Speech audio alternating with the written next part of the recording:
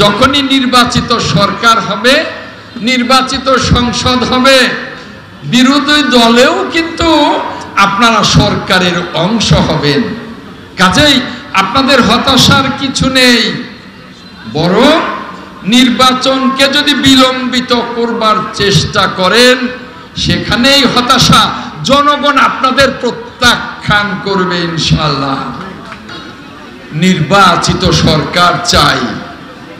আজ বাংলাদেশে নির্বাচিত সরকারের অভাবে দেশি এবং বিদেশি বিনিয়োগ শূন্যের কোঠায়, অর্থনীতি বেহাল দশা, আইন শৃঙ্খলা বাহিনী আজকে সুসংগঠিত হতে পারছে না, আজকে সাংবিধানিক প্রতিষ্ঠানগুলো ভঙ্গুর। তাই সরকার সব দিক বিবেচনা করে সিদ্ধান্ত নিয়েছে যে আমরা অনতি বিলম্বে নির্বাচনে যাব। সরকার প্রধান ডক্টর মোহাম্মদ ইউনূস ছুটে গেছেন লন্ডনে, বৈঠক করেছেন আমাদের নেতা আগামী দিনের প্রধানমন্ত্রী দেশনায়ক তারেক রহমানের সাথে। বৈঠক শেষে যুক্ত বিবৃতি দিয়েছেন আগামী ফেব্রুয়ারির মাঝামাঝি নির্বাচন হবে। সারা বাংলাদেশের মানুষ তখনই আশায় বুক বেঁধেছে। 15 বছর 3টা নির্বাচন হয়েছে, আমরা ভোট দিতে পারি নাই। এবার আমরা ভোট দিতে পারবো। এবার কেউ বলবে না রাতের ভোট দিনেই আমরা নিয়ে নেব। এবার কেউ বলবে না ভোট আপনারা দিতে আসবেন না, আমরা সিল মারব। এবার কেউ বলবে না যে বাংলাদেশে নির্বাচনের নামে কোনো প্রহসন হবে। বাংলাদেশে নির্বাচন হবে উৎসব মুখর। বাংলাদেশের মানুষ যাকে খুশি তাকে ভোট দেবে। একটি নির্বাচিত সরকার চায় বাংলাদেশের মানুষ, একটি নির্বাচিত সংসদ চায়, গণতন্ত্র চায়। আর বাংলাদেশের মানুষের সাথে বিএনপির চাওয়া একাকার হয়ে গেছে। বিএনপি বাংলাদেশের মানুষের সাথে এক সুরে একই কথা বলছে, আমরা নির্বাচিত সরকার চাই, নির্বাচিত সংসদ চাই, অবাধ এবং নিরপেক্ষ জনগণের ভোট চাই, এর কোনো বিকল্প নাই।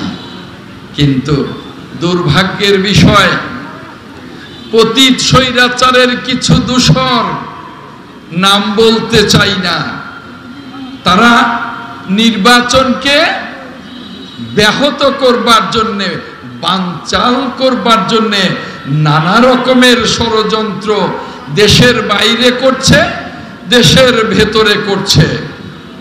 আবার আরেকটি চিহ্নিত মহল এদেশে যাতে নির্বাচন বিলম্বিত হয় তারা নানান অজুহাত খুঁজছে। বলছে পিআর ছাড়া নির্বাচনে যাব না। কোন পদ্ধতিতে পিআর হবে তারা কিন্তু জানে না, কারণ তারা ইতিমধ্যে 300 আসনে নমিনেশন দিয়ে ফেলেছে। পিআর হলে তো নমিনেশন দেয়া যায় না, তার মানে না বুঝেই তারা পিআর চায়। আবার কেউ বলছে যে বিচার ছাড়া নির্বাচনে যাব না। বাপুরা, বিচার তো শুরু হয়ে গেছে, এরকম চিল্লাচ্ছেন কেন? আবার কেউ বলছে যে সংস্কার ছাড়া নির্বাচনে যাব না। আরে সংস্কার তো বিএনপির মূল স্লোগান। বাংলাদেশের অবিসংবাদিত নেত্রী, দেশ নেত্রী বেগম খালেদা জিয়া 2017 সালে ভিশন 2030 জাতির সামনে উপস্থাপন করেছিলেন। আর 2022 সালে আমাদের নেতা দেশনায়ক তারেক রহমান সংস্কারের 27 দফা জাতির সামনে উপস্থাপন করেছিলেন।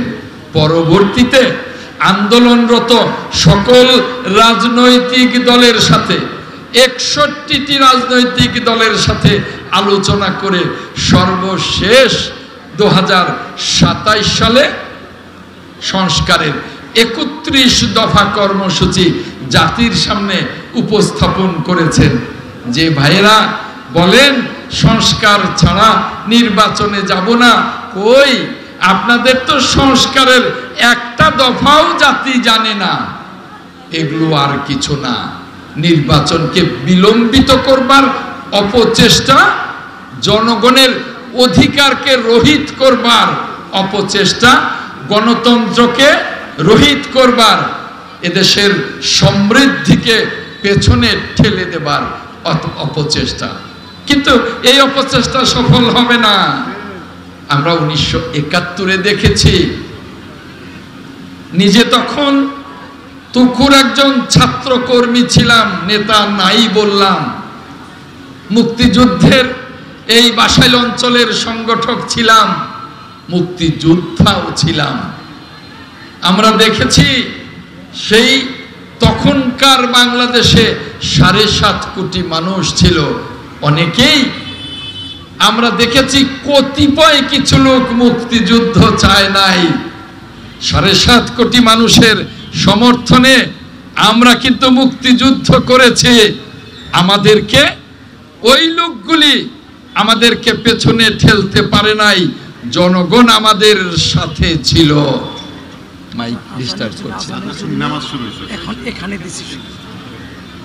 জনগণ কিন্তু আমাদের সাথে ছিল, আমরা মুক্তিযুদ্ধে জয়ী হয়েছিলাম, আমরা একটা স্বাধীন জাতি গড়তে সক্ষম হয়েছিলাম।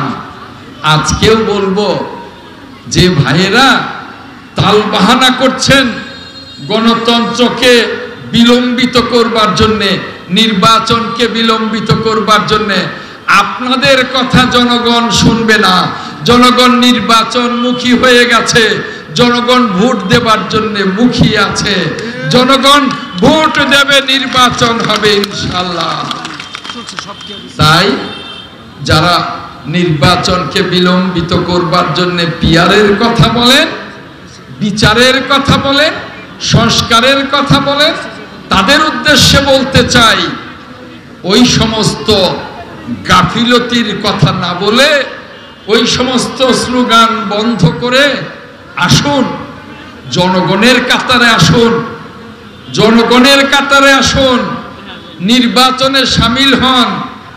জনগণ যদি ভোট না দেয়, বিরোধী দলে বসবেন, কিন্তু মনে রাখতে হবে আপনাদের, যখনই নির্বাচিত সরকার হবে, নির্বাচিত সংসদ হবে, বিরোধী দলেও কিন্তু আপনারা সরকারের অংশ হবেন। কাজেই আপনাদের হতাশার কিছু নেই, বরং নির্বাচনকে যদি বিলম্বিত করবার চেষ্টা করেন, সেখানেই হতাশা। জনগণ আপনাদের প্রত্যাখ্যান করবে ইনশাআল্লাহ।